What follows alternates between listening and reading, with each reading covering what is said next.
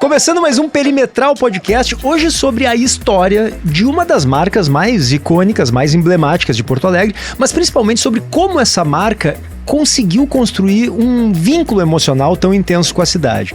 Porque as lojas Renner, ou a Renner, nasceu aqui, depois virou a maior varejista de moda do Brasil, hoje é uma multinacional e ainda assim se mantém de alguma forma profundamente local. Fábio Fátio, CEO das lojas Renner, é o nosso convidado de hoje. Fábio, muito obrigado pela presença aqui no Perimetral, tudo bem? Oi, PG, obrigado pelo convite aí, é uma honra estar aqui com vocês e com todos os áudio-ouvintes, sei lá. Exatamente, é. Prazer é todo nosso, Fábio. Como eu estava dizendo ali, a Renner é uma das marcas comerciais, me parece, aqui de Porto Alegre, que carregam esse elo afetivo entre o consumo e a identidade local, né? A gente pode mencionar algumas outras, Zafari, Panvel, acho que o próprio grupo RBS. Por que tu achas que isso ocorre, né? O que faz uma empresa deixar de ser apenas uma loja para virar um pedaço da identidade de uma cidade? Acho que, como você falou bem, tem várias marcas importantes aqui que nasceram aqui na região, na cidade, né? Acho que é um pouco do povo, da população. A gente está aí fazendo um pouco mais de um ano aí das enchentes, a gente vê a força e a garra da nossa cidade, né? Do nosso povo. Talvez um pouco disso se reflita nos negócios também, né? Eu acho que são marcas que começaram muito bem, muito forte, com grandes fundadores, né? No caso da Renner, seu AJ Renner. Exatamente. Né? Tem não só de consumo e varejo, a Gerdau, né? Que nasceu por aqui também. Sem dúvida. Né? Tem várias indústrias, varejos que nasceram aqui muito fortes. E Fruc, né? Pastelina. Várias, né? Algumas marcas icônicas. Nasceram com boas raízes, né? A gente, no nosso caso, a Renner era, até quando nasceu, era um grupo, né, maior. Nasceu lá em 1912 as raízes do grupo, com o seu AJ Renner, que foi o fundador, que era um cara visionário, né, uma pessoa maravilhosa, que até hoje você lendo coisas sobre ele, você fala, poxa, se ele tivesse vivo hoje em dia faria muita diferença também. Né? Uhum. E criou vários ótimos negócios, né? Dentre eles as lojas Renner, que está fazendo esse ano 60 anos, e ainda com a sua sede aqui em Porto Alegre.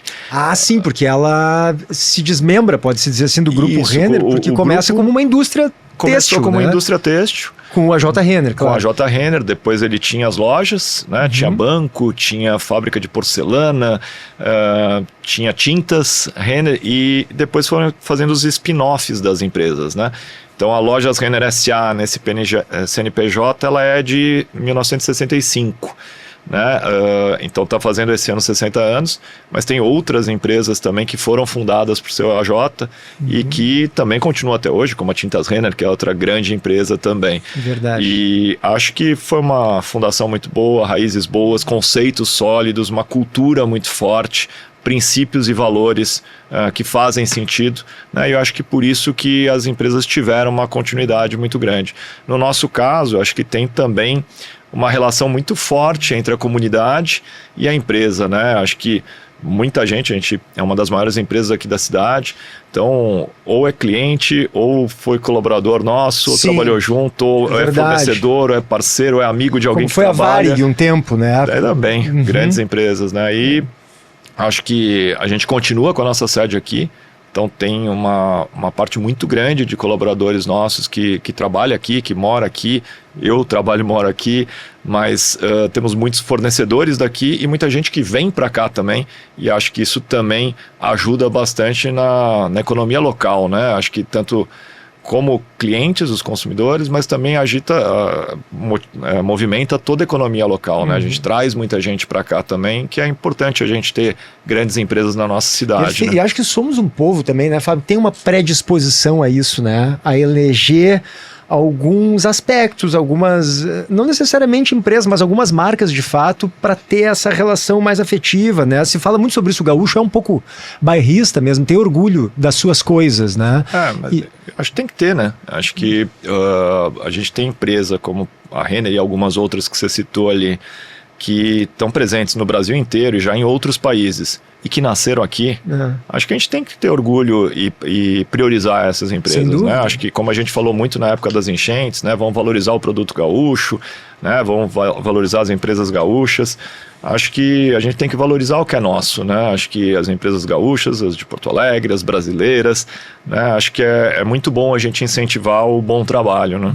Tu disseste algo interessante ao se referir ao fundador da Renner, o seu AJ Renner. Essa é uma hipótese, eu não sei se faz sentido, mas muita gente mais velha fala, eu vou lá no Renner.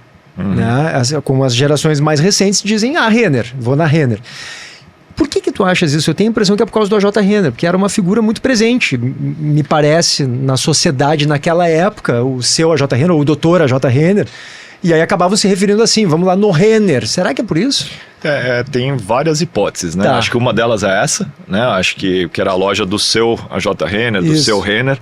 Outra era porque na época se chamava de Magazine, então era o Magazine Renner. É verdade. Outra é porque no passado, uns mais de 30 anos atrás, a loja era um pouco mais focada em público masculino também, então era no Renner. Então é uma soma dos três, eu acho que sim, tem a questão do seu AJ, tem do Magazine, tem da vocação masculina há muito tempo atrás.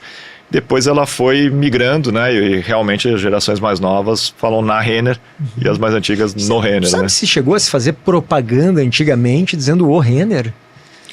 Tem essa dúvida, sabe? Desde que eu sou criança é a Renner, né? Vou ter que pesquisar. Pode ser porque o Magazine, tu disseste agora, faria sentido, né? Pode ser, mas eu vou pesquisar, porque eu quando era criança eu vinha passar Natal aqui em Porto Alegre. Você é de onde, Fábio? Eu sou fabricado aqui, nascido em São Paulo. Entendi. Meu pai era gaúcho de Passo Fundo. Tua família é daqui, de falecido. Minha mãe veio para Porto Alegre com 9 anos de idade, meu pai veio estudar em Porto Alegre, fez faculdade aqui, os dois se conheceram em Porto Alegre. Casaram aqui, me fabricaram aqui, se mudaram para São Paulo. Minha mãe estava grávida de mim de 5 meses, eu nasci em São Paulo. Então eu sempre tive um pé lá, um pé cá. Mas tu construiu tua carreira em São Paulo, no primeiro momento. Meus pais foram para lá a trabalho, eu comecei lá trabalhando, vim para cá com 26 anos, né? Tô para fazer 53, já tô há mais tempo na Renner do que eu tenho fora da Renner, né? Então já tô há bastante tempo aqui. E Fábio, as empresas que nascem numa cidade, elas eu acho que não sei se todas elas, mas me parece comum carregar os seus códigos culturais assim para onde quer que elas se expandam, né? Isso fica claro para ti na Renner. Ela tem o DNA de Porto Alegre, claro, virou uma gigante nacional. Tem algumas questões que estão dentro da Renner que te parece que são próprias de uma loja, de uma empresa que se fundou em Porto Alegre. Como é que essa cultura daqui aparece na Renner, independentemente de onde a empresa esteja? Acho que sim. Acho que Porto Alegre e todo o Rio Grande do Sul aqui tem uma imigração muito forte, né? De uma segunda onda de imigração principalmente, quando a gente teve muitos europeus vindo para cá, mas com uma dinâmica de trabalho colaborativo, né? Era muito agricultor, seja italiano, alemão, ou seja os portugueses também, mas numa segunda onda, né? Uma segunda onda já que não era uma colonização da primeira onda, claro, mais escravocrata, que não é um bom tipo de trabalho. Quando você pega uma boa dinâmica de um trabalho em colaboração, todo mundo trabalhando junto, né? Ou cultivando a sua terra, ou começando um negócio, trabalhando junto de forma colaborativa e produtiva, acho que isso é o segredo de muitas das boas empresas que estão aqui até hoje, né? E muito boas, né? Acho que é um trabalho, né? Uma ética de trabalho, uma dinâmica de trabalho, uma questão de colaboração muito forte. Acho que isso a gente leva sim, né? Para todas as regiões e aprende também com as outras regiões, né? Acho que a questão do pessoal de alguns estados que acaba sendo um pouco mais descontraído no contato, no falar, eu acho que a gente exporta a nossa cultura, mas também importa e aprende com as demais e tenta fazer uma empresa cada vez melhor, né? Sem dúvida. Eu estava falando justamente sobre essa questão afetiva que tem. Quando eu falo afetiva é porque todo mundo tem algum tipo de lembrança com a Renner, né? Acho que me parece inevitável, seja fazer compra na infância, acompanhando os pais para o Natal ou caminhando no centro da cidade, entrando na Renner. Ela está muito presente na paisagem imaginária, eu acho, da cidade. A minha dúvida é se essa memória coletiva, se de alguma forma vocês levam essa memória em conta ao pensar nas estratégias da Renner. Se esse ativo imaterial que a Renner tem, que é o afeto do público, se ele em alguma medida está presente nas próprias estratégias, na maneira de pensar da empresa, na maneira de vender a empresa, de se comunicar com o público. Isso está presente ou já teve mais, Fábio? Não, tá sim, né? Se a gente pensar, por exemplo, a loja do centro ali, que eu também tenho memória afetiva, eu ia com a minha avó lá, né, fazer compras de Natal. Acho que muitos porto-alegrenses e gaúchos têm essa memória afetiva. Por exemplo, a loja do centro, eu falei que a Lojas Renner faz 60 anos, a loja do centro, se eu não me engano, é de 1932. Ela é mais antiga do que a empresa, porque era do grupo. Depois se fez o spin-off. Mas a gente está falando de qual? Porque eram duas, não? A Otávio Rocha. Da Otávio Rocha. Porque que é a loja tinha mais uma antiga. na Andradas. Essa ela abriu por um período, ela abriu mais recente por um período. A Otávio Rocha é a primeira. Isso, a Otávio Rocha é a primeira loja. E aqui é a mais antiga que a gente tem até hoje. Mas eu acho que sim, a gente leva em consideração porque se a gente considerar qualquer outra empresa nacional de varejo, ela não tem a proporção de lojas e de faturamento que a gente tem no Sul, em Porto Alegre, né? Porque o carinho do povo gaúcho e porto-alegrense pela marca é tão grande que nos permite, né, ter um número maior de lojas proporcionalmente do que qualquer outro varejista, né? Porque que interessante a isso, participação de mercado nossa é muito maior aqui do que em qualquer outro estado. Quer dizer que, em comparação a outros varejistas, a Renner tem mais lojas na sua cidade sede, digamos assim, na cidade em que nasceu do que outras. Sim, muito mais. Interessante. E proporcionalmente até a penetração de mercado nossa aqui é muito maior do que em outros estados também. Lógico, a gente acaba tendo um número maior de lojas em estados onde a população é maior, a economia é maior, como São Paulo, por exemplo. Mas proporcionalmente ao tamanho da população, da renda, Porto Alegre é para a gente muito mais importante do que para qualquer outra empresa. Eu não tinha me dado conta. Quantas lojas tem em Porto Alegre da Renner, Fábio? Me fugiu de cabeça mas mais aqui ou agora, menos, só para eu ter uma ideia. A gente deve ter em torno de umas 10 ou mais de Renner, fora as da Kamikado e da Yukon, né? Que também são marcas nossas e da Ashua. Porque a gente tem Renner, Kamikado, Yukon e Ashua, né? São todas as marcas do grupo. Renner umas 10. Ou mais. Pô, se a gente pensar, realmente eu não tinha me dado conta disso. Se a gente compara com outras varejistas, acho que internacionais, inclusive... porque a própria... não sei se a Zara tem 10 lojas em Porto Alegre ela tem uma só, né? Não, eu digo se tem 10 lojas em Madrid, porque eu acho que ela foi fundada em Madrid, né? Não sei, talvez tenha. Eles acabam mas me tendo parece uma participação maior também, né? Faz sentido isso que tu está dizendo. É muita loja, mesmo numa cidade que é uma pequena metrópole, porque né? É o tipo dessa coisa, é o que você falou, a cultura, o carinho, né? A relação que você tem com a cidade permite você olhar de forma diferente do que você olha em outros lugares, né? Você consegue, né, ter uma importância tanto para a cidade quanto a cidade para você muito maior do que em outros lugares onde não foi onde você nasceu. Claro. E isso acaba se manifestando na comunicação. Estratégia de expansão, na comunicação, nas próprias vendas, né, na contratação. E a gente acaba atraindo muita gente para cá também, né? Sem dúvida. E essa loja da Otávio Rocha, eu acho importante que ela continue ali, porque ela é simbólica, né? Ela é emblemática, mas o centro, hoje a gente estava fazendo um programa lá do centro falando sobre um ano da enchente. Sim. Ele vive desafios sérios, já vivia antes da enchente, na verdade, né? Houve um esvaziamento do centro depois da pandemia, porque acho que se popularizou um pouco mais o trabalho em casa, né, Fábio? E aí, antes havia muita gente trabalhando ali no centro, hoje passou a ter menos gente, então muitos varejistas, lojas menores do centro dizem que tem bem menos gente, estão vendendo muito menos do que vendiam. Qual te parece o papel, né, de empresas como a Renner ali, na reabilitação, ou pelo menos no respeito à memória que tem o Centro Histórico de Porto Alegre, né? Eu diria que a gente teve, como você falou bem, né, um momento de pandemia ali onde o trabalho foi muito mais online e realmente o centro sempre foi um grande local de trabalho, né, claro, de escritórios e tal. Então o centro sofreu bastante com isso. Quando vinha se recuperando um pouco mais, veio a enchente, né, que abalou bastante a região do centro lá, dentre outras, né? Mas eu acho que a questão do trabalho ele vem voltando cada vez mais a estar presencial. Então eu acho que o centro tem algumas vocações, né? Tanto na parte para trabalho, para escritório, mas na parte cultural, histórica, né? Tem coisas maravilhosas ali em volta do centro. Tem razão. Eu acho que a gente tem uma vocação grande ali. A gente continua ali e acho que tentando ser também um ponto importante ali para a região central. Espero que em breve a gente volte a popular ainda mais o nosso centro, que merece, né? Tem mercado municipal, né? Os institutos culturais, né? Tem o próprio cais, né? Que a gente pode, né? Ter uma experiência super bacana no embarcadero. A gente viu ali no Salt Summit, o Cais Mauá, o quanto a gente pode aproveitar melhor aquela região, né? E poderia trazer um impacto muito forte econômico para a região. Um dos grandes desafios é esse, né? É voltar a fazer o centro um bairro de passeio, né, Fábio, como foi até final dos anos 70, né, até o início dos anos 80, mas ele se tornou muito um bairro de passagem, né, as pessoas estão passando ali para ir para outros locais, né. E a cidade é linda, né, se a gente parar para pensar, eu me lembro quando eu vinha para cá, quando eu era mais novo, eu não entendia porque a gente não aproveitava melhor o Guaíba, né, o que a gente tem à vista para a água e tal. E recentemente, né, um projeto maravilhoso ali na orla do Guaíba, próprio Cais Embarcadero, quando a gente vê o Salt Summit ali, quando acontece uma vez por ano, é uma das regiões mais lindas da cidade. Poucas cidades têm o que a gente tem aqui. Acho que a gente pode e deve explorar melhor. Lembro do Salt Summit, a gente saía à noite ali, fazia um passeio com barco, né, que era o Porto Alegre, que é igual o Cisne Branco.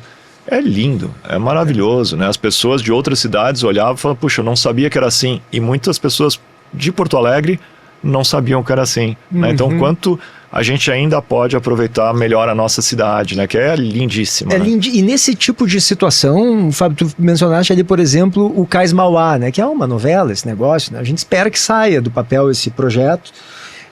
Houve o problema da enchente, aí o empreendedor deu uma recuada, com as razões dele, enfim, porque é um espaço que de fato falta uma proteção para aqueles armazéns ali, não tem, né? Hoje protege a partir do muro, né? Mas os armazéns ficam muito expostos ali a uma eventual cheia que tiver. Mas quando vocês pensam nessas coisas, quando veio esse projeto para cá, por exemplo, a Renner já acende uma luzinha assim, pô, é legal a gente estar perto ali, é legal a gente de alguma forma se associar a esse tipo de iniciativa. Essas coisas que são emblemáticas para a cidade, isso... Eu acho que sim, tudo que é importante para a cidade a gente sempre está atento, né? Até porque nascemos aqui como marca, né? Temos a maior parte proporcional da nossa população aqui também. Então, acho que tudo que é importante para a cidade, a gente sempre tá atento ali e tentando ajudar no que a gente pode também. Claro. Fábio, tem algo que te preocupa mais em Porto Alegre, que é um podcast sobre Porto Alegre também, e eu entendi o que te emociona, o que te inspira na cidade, que particularmente é o que me empolga também, inclusive de viver aqui. Um dos motivos que eu gosto de viver aqui é porque eu acho que Porto Alegre tem muito para onde crescer, né? Acho que demora demais, mas tem para onde crescer. Tem coisas que a gente vai ver ainda e que eu acho uma tristeza que muitas gerações tenham sido impedidas de viver. Por exemplo, essa relação mais estreita com o cais ali. É muito ruim saber que tanta gente morreu sem viver aquilo ali. É uma das coisas que eu acho que a gente ainda vai viver. Então, eu acho que Porto Alegre é uma cidade que promete muito, né? Às vezes demora um pouquinho para sair do papel, mas o que nós vamos fazer, né? As coisas vão ocorrendo no tempo que tem que ocorrer, estão ocorrendo devagarinho. O que te preocupa? O que te acha, te parece um problema de Porto Alegre que tu gostaria de ver eu acho que avançando? Como eu falei, uma das maiores riquezas que a gente tem são as águas aqui, mas um dos maiores riscos que a gente tem também são elas, né? Eu acho que o que me preocupa é a gente voltar a ter uma situação como a gente teve no ano passado, né? Acho que ninguém quer isso. Acho que nesse aspecto a gente avançou em muitas coisas, mas a gente tem que avançar mais rápido, né? A gente está numa situação, a gente comparar com um ano atrás, a gente estava com as cheias no ano passado, agora estamos com a estiagem, né? Nenhum dos dois são bons. Mas eu diria que se não fosse a estiagem, eu não sei se a gente não estaria com as cheias, né? A gente tem que tomar muito cuidado para trabalhar mais rapidamente nas ações, né, de dragagem, contenção, para que não aconteça nunca mais o que aconteceu. A gente não pode se permitir jogar com a sorte, né? Foi muito duro o que aconteceu não só com a cidade, mas com o estado inteiro ano passado. Isso, como morador de Porto Alegre, me considero um porto-alegrense, como um gaúcho aí também não de nascimento, mas de fabricação e de moradia, é uma das coisas que mais me preocupa aqui para a cidade, para a região. Sim, e como empresário, empreendedor ou alguém preocupado com a economia da cidade também, né, Fábio? Hoje, por exemplo, a gente lá no centro e, meu Deus, os donos de restaurantes ali, que aquilo foi absolutamente tomado pela água, quer dizer, eles perderam todos uma vida de investimentos ali. Não pode ocorrer de novo. Por um lado, a gente ainda tem muita coisa para recuperar. A gente, na empresa, tenta ajudar no que a gente pode também, na reconstrução, não só na época ali das enchentes, mas na reconstrução. Por um lado, tem coisas sendo reconstruídas melhor ainda, né? O próprio mercado municipal tá vivo, bombando, né? Várias outras coisas que estão melhores do que eram, mas a preocupação é para que não ocorra de novo, né? Não adianta a gente só reconstruir e depois ser destruído de novo. Pois é, né? Claro. E aí, te parece que, acho que tem que entrar, claro, nesse cálculo a questão ambiental, né? Não tem como fugir disso, né? De pensar no que a gente está vivendo em relação à crise climática, enfim. Como é que a Renner se posiciona em relação a isso, Fábio? É um dos nossos maiores pilares, né? A nossa estratégia é moda responsável. Então a gente entende que a gente tem que fazer o nosso trabalho da melhor forma possível para ajudar não só a economia, aos nossos clientes a comprarem os melhores produtos, mas fazer isso de forma responsável, né? Fazer, porque dá uma dor no coração quando a gente vê aquelas montanhas de lixo, né? Meu Deus do céu. O que a gente busca é produzir o mínimo necessário para o que se vai ser consumido, né? Porque a gente vê muita empresa produzindo qualquer coisa ao custo baixo. Depois essas roupas são descartadas de qualquer forma.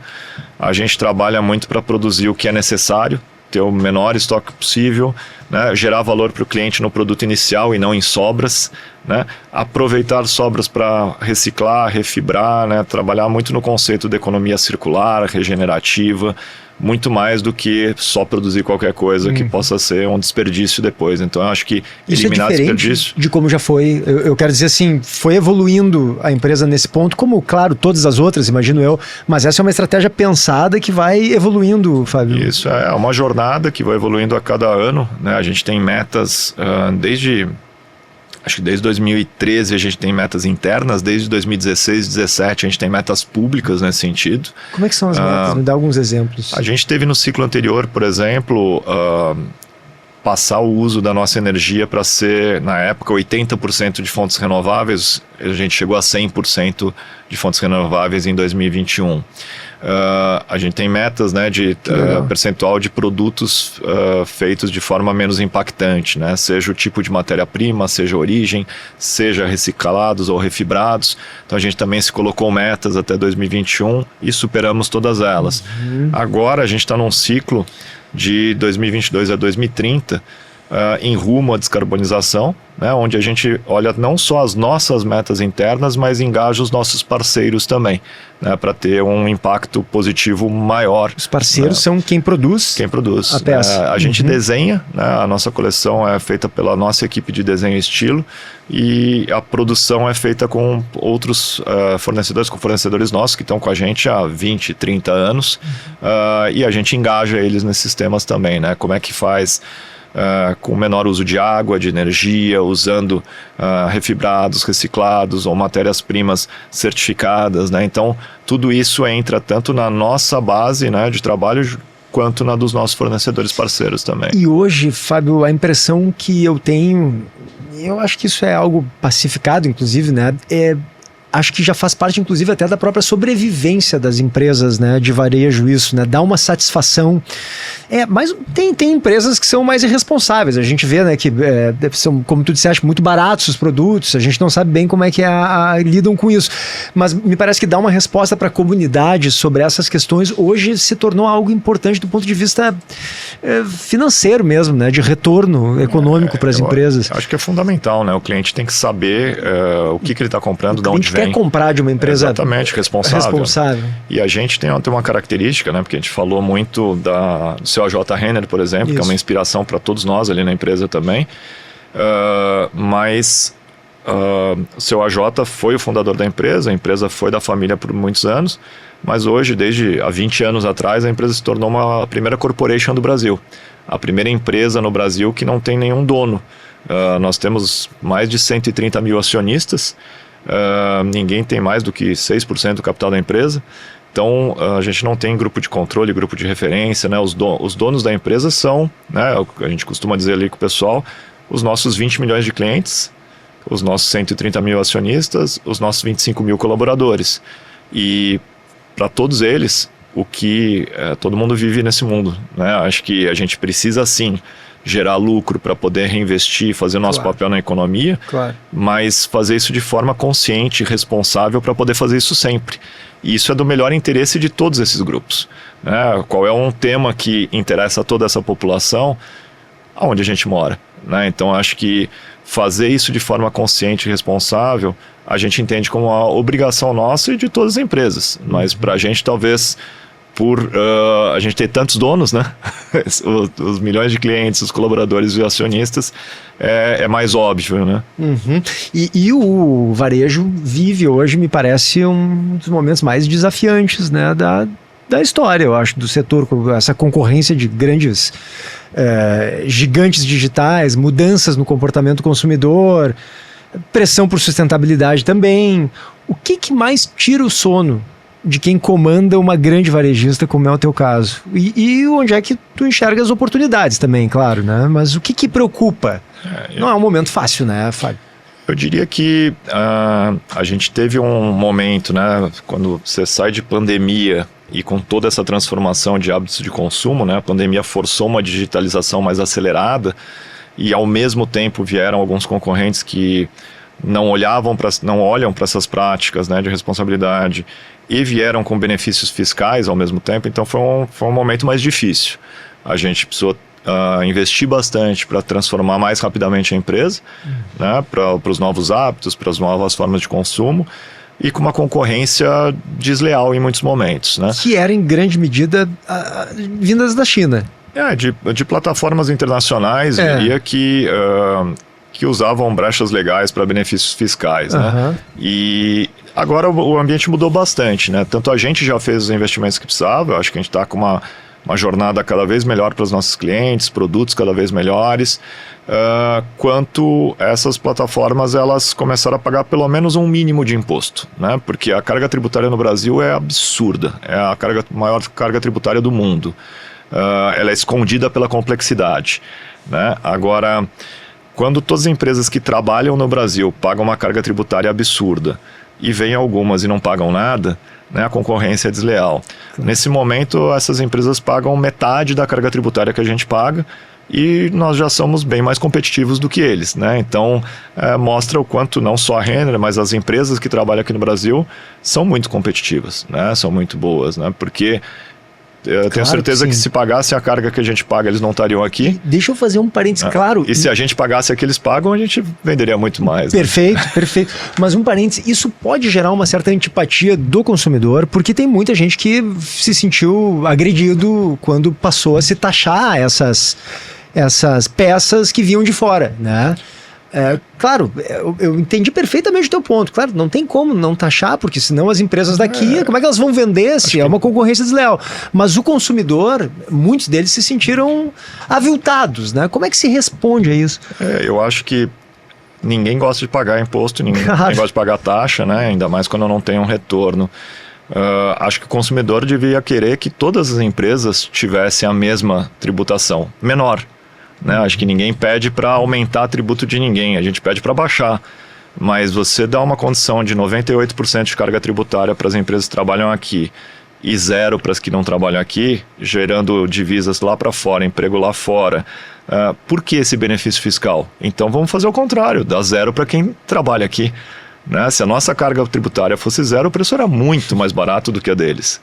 Né? Então, acho que sim, precisamos pagar menos impostos, redução de impostos seria maravilhoso para todos nós e a gente nunca brigou por aumentar imposto para ninguém, ninguém briga por isso, né? Nem o consumidor, nem a gente. Só não faz sentido uma ou outra empresa ter um benefício frente a todas as outras que não têm. Seria muito mais barato para todos se todo mundo pagasse o mesmo e pagasse menos. Né?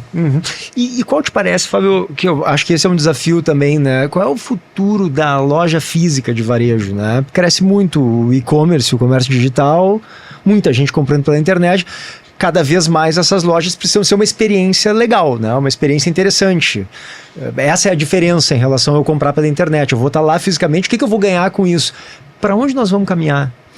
Depende muito do setor, né? Eu diria que, dependendo do tipo de produto, a loja física vira muito mais uma experiência e você pode consumir mais no digital.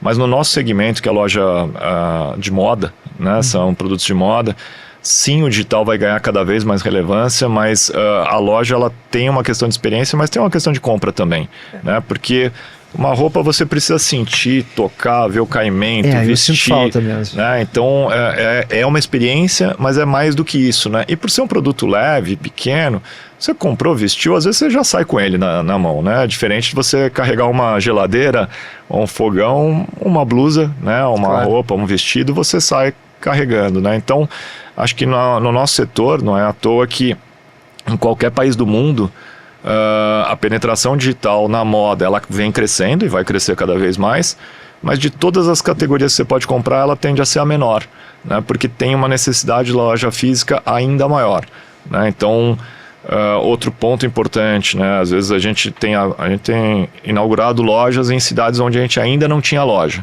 né? Muitas delas inauguramos aqui no Rio Grande do Sul. E muita gente pergunta, fala, mas você não tem loja lá, mas você vende pelo digital. Não vende tanto quanto se você tiver uma loja lá que a pessoa pode ir lá, experimentar, sentir, tocar, provar, trocar se for necessário. Então, o que a gente tem visto... Estar fisicamente na cidade é importante. Muito importante. Quando a gente abre uma loja física numa cidade nova, a venda do canal digital para aquela cidade aumenta de 20% a 30%. Né? Então, por que te parece? Porque é a experiência conjugada, porque né? É uma marca que está próxima, ela foi lá algum dia, ela já sabe mais ou menos como funciona, como são as roupas. É por porque isso? Eu acho que para cliente é muito mais conveniente, né? Ela pode, se ela quer comprar digital, ela compra, se ela quer trocar na loja, ela vai, se ela quer experimentar, ela experimenta, se ela quer levar na hora, ela leva, se ela quiser comprar depois, ela compra. A conveniência de você ter o físico e o digital, né? O que a gente chama de omni integrado, é o que faz mais sentido para cliente em qualquer tipo de varejo, mais ainda na moda.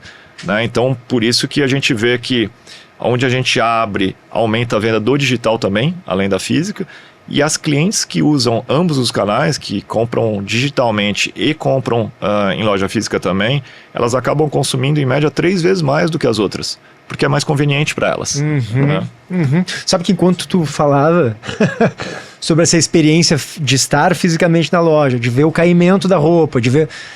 Eu compro, claro, roupa pelo e-commerce e me arrependo várias vezes, ter que devolver e várias vezes dá certo, mas para mim é muito importante, sinto muita falta disso, de estar lá. Eu fiquei pensando enquanto tu dizia, eu dizia, pô, onde é que eu comprei essa minha camisa aqui? E é da Renner, não me dei conta, não botei ela de propósito hoje porque eu ia te entrevistar quando saí, e foi na Renner de fato essa roupa aqui, é isso mesmo, vestir, tá lá. Outra coisa, né, Fábio, que é importante, é um bom de um provador, né? Pô, aquelas luzes, tem umas lojas, tem umas luzes de provador que é uma coisa horrorosa. Eu ouço mulher dizer isso mais, mas eu sou vaidoso e dou bola pra isso. A luz de provador ruim é uma coisa que arrebenta uma compra, né? Meu Deus do céu, como é importante. É importante, sim. Acho que todo detalhe importa, né? A gente brinca, varejo, retail is detail, né? Varejo é detalhe. E as pessoas têm que se sentir bem, né? Uma jornada de experiência, de consumo. Então é um ambiente que as pessoas têm que se sentir bem, se sentir agradáveis. Às vezes as pessoas vão lá para passear. Se quiser comprar, compra. Isso, né? Também. Tu sabe que a Renner tem algo que é relativamente novo, a gente falou sobre isso, que é a maneira como eu pago, né? Antes tinha que entrar na fila. E tem muita gente que eu acho que não sabe ainda, viu, Fábio? Eu tenho essa impressão que fica na fila ainda porque não sabe que tem um lugar ali que tu vai, tu joga toda a roupa ali, ele faz o cálculo na hora e eu pago em 30 segundos. Sim. E eu não preciso... E eu olho, às vezes tá a fila ali, tem bastante gente na fila para pagar no caixa. Gente, venham para cá, porque é muito rápido. E me parece que a Renner é essa característica da velocidade para pagar. Eu não sei se tem outra loja que conseguiu isso de maneira tão eficiente, viu, Fábio? Esses caixas de autoatendimento... investimento grande ali. Esses caixas de autoatendimento nossos são os melhores do mundo. Né? Eles são mais rápidos, eles fazem tanto a leitura dos itens quanto depois o aviso para a saída do alarme do sistema. E sim, né, eu acho que tem gente que ainda está conhecendo, porque é maravilhoso, mas tem gente que não gosta, tem gente que prefere o atendimento presencial. E tá tudo bem, né? O nosso papel... Que se sente mais seguro. Isso, tem gente que prefere estar ali, se sente mais seguro, gosta, né, de ter um atendimento. E o nosso papel é poder atender cada um como gosta, né? Claro. Como prefere. Então a gente tem os caixas de autoatendimento para quem quer se autoatender e tem um apoio de um colaborador se necessário. Tem os caixas tradicionais que também são mais rápidos, têm o mesmo sistema. Então a velocidade é para ambos, mas para quem quer, né, ir direto com o operador também pode. né? E quem quiser pagar no seu aplicativo também consegue, né? Então tem para todos os gostos. Sim. Né? Fábio, tem outras novidades que te parecem que a gente vai ver daqui a pouco, seja no ambiente digital, seja na loja física? Essa é uma novidade, por exemplo, né? Já tem alguns anos isso, mas é muito rápido a maneira como eu pago ali. Porque era uma coisa um pouco irritante. Isso eu não estou me referindo a uma loja de varejo específica, em qualquer lugar, né? Fila de banco. Hoje a gente vive um momento, um mundo que é muita pressão. Parece que o tempo é o que há de mais precioso na nossa vida. Talvez não devesse ser tanto assim, a gente deveria perder mais tempo, ficar mais tranquilo. Hoje a gente não consegue ficar num elevador sem olhar o celular, é uma coisa impressionante. Então essas filas, essas coisas que parece que a gente está perdendo tempo, elas irritam ainda. Então vencer isso me parece que foi uma novidade importante, né, nesse novo mundo que a gente habita. Tem outras novidades que te parecem que vão surgir, já estão surgindo, a gente talvez não esteja percebendo? Pode ser no digital também. Acho que sim, acho que na verdade, tende a ter cada vez maior a integração entre o físico e o digital, né? Seja a experiência digitalizada dentro da loja, né? O próprio app você usar para te servir na loja, né, para pesquisar. É que, me dá um exemplo, como é que eu... No app da Renner, por exemplo, você pode pesquisar todos os produtos, você pode ver disponibilidade, você pode, se não tiver ali, você pode comprar de outra loja, você pode pagar as suas compras através do app. Eu posso ver a disponibilidade naquela loja em que eu tô. Naquela e em outras, né? Você pode pagar a tua compra através do app também. Então, você ter cada vez mais ferramentas e serviços embarcados, né, digitalmente para a tua experiência na loja física, cada vez vai ter mais. Eu consigo pagar a minha compra física, eu pego o app, pago ali e vou embora. Paga, mostra para um colaborador um QR Code e ele já desativa com o sistema dele e você pode ir embora e ele te dá a sacola. Né? Então, você tem várias formas de fazer isso. E também no digital, cada vez mais você ter um pouco da experiência física, né? Como é que você prova mais fácil, né? Tem mais certeza da tua medida, né? Do teu caimento. Então, com vídeos, com provador virtual. Então, cada vez você vai ter uma melhoria da jornada em ambos os canais. Tu acha que isso vai cada avançar? Um mais próximo do outro. Né? Esse provador virtual, tu acha que avança ainda? A gente já tem, né? Por medidas e tal, mas cada vez eu acho que vai ser melhor. E outra coisa que eu acho que tende a melhorar bastante com o uso de dados, inteligência artificial, você ter uma jornada mais personalizada, mais customizada para cada um. Né? Porque hoje você separa, antigamente a gente atendia quase todo mundo da mesma forma. Hoje em dia você consegue separar o teu atendimento por gostos, por tipo, para cada grupo de clientes. Isso no digital, Fábio? No físico e no digital, ou por loja, ou por vizinhança, por tipo de produto, né? O que aquele bairro, aquela vizinhança consome mais. Mas a tendência, né, a gente já tem ferramentas que a gente vai aprendendo cada vez mais, é você ter uma personalização cada vez maior, né, para que cada cliente ou cada cliente se sinta único, né? Acho que é um caminho, é uma jornada também, mas eu acho que a gente tende muito a evoluir nesse sentido. Como é que na prática isso deve ocorrer? Tu tem um exemplo para a gente visualizar assim? Você tem consumos diferentes, por exemplo, aqui em Porto Alegre, né? Estava falando da cidade. Puxa, a gente tem uma loja ali no Praia de Belas e outra na João Pessoa, né? São próximos, você vai a pé de uma para outra. O consumo é totalmente diferente. Né, o que se consome no Praia de Belas, na João Pessoa, ou um pouco mais à frente do Praia de Belas, no Barra Sul, são totalmente diferentes. Né? E no centro, ali no Otávio Rocha. Então, o tipo de consumo de cada loja numa mesma região, na mesma cidade, né, quase no mesmo bairro, eles são diferentes. Né? E a gente consegue agora ter ferramenta e conhecimento para colocar que tipo de produto é mais procurado lá, que vende mais, que tipo de tamanhos sai mais naquela cidade. Né? Então você vai customizando para que aquele cliente encontre o que eles procuram. Né? Perfeito. E também recomenda dessa forma no digital, você vai entendendo o cliente para poder recomendar melhor para ele, né? Ou para ela. Fábio, para a gente ir encerrando, como é que tu enxerga as lojas Renner daqui a 10 anos? Assim? Tu acha que vai ter mais lojas físicas do que já tem? Ou tende a dar uma estagnada e crescer mais no ambiente digital? Qual é a tua perspectiva assim, de médio prazo? Eu não vou arriscar 10 anos, PG. Eu acho que o mundo está muito volátil, está muito difícil. Arrisca para menos, então. Vou arriscar para 5. Tá. Né? Acho que para 5 a gente vai crescer tanto digitalmente quanto fisicamente. Né? A gente tem espaço para ter um número muito maior de lojas. Né? Acho que dá para ampliar bastante o número de lojas e crescer no digital. Acho que tem espaço para ambos. Né? Tá, e o futuro do shopping? O que te parece? Shopping, a Renner está muito associada a shopping centers aqui em Porto Alegre, me parece. Durante um tempo se ouviu muito, isso hoje não tem se falado mais tanto, mas me parece que era algo meio consolidado, né? Que os shoppings, esses como a gente conhece, fechados e tal, perderiam espaço para os malls, né? Que seriam centros comerciais mais abertos, em que as pessoas, né, veriam o sol, teriam uma relação com o espaço público um pouco mais clara. O que tu acha? Eu acho que assim, quando se começou há um tempo atrás a falar muito que não teria mais muitos shopping centers e tal, se disse isso, e muito em função, olhando ao mercado americano, que teve um momento onde se passou do ponto de número de shopping centers, né? Acho que se abriu tantos shopping centers que depois tiveram que fechar alguns. Sim, saturou. Saturou. O mercado brasileiro, como a gente veio um pouco depois nesse movimento de shoppings, com certeza alguns shoppings abriram a mais do que deveriam em algumas cidades e acabaram fechando. Mas a gente não teve um portfólio de shoppings tão grande e tão a mais do que deveria ter como aconteceu nos Estados Unidos.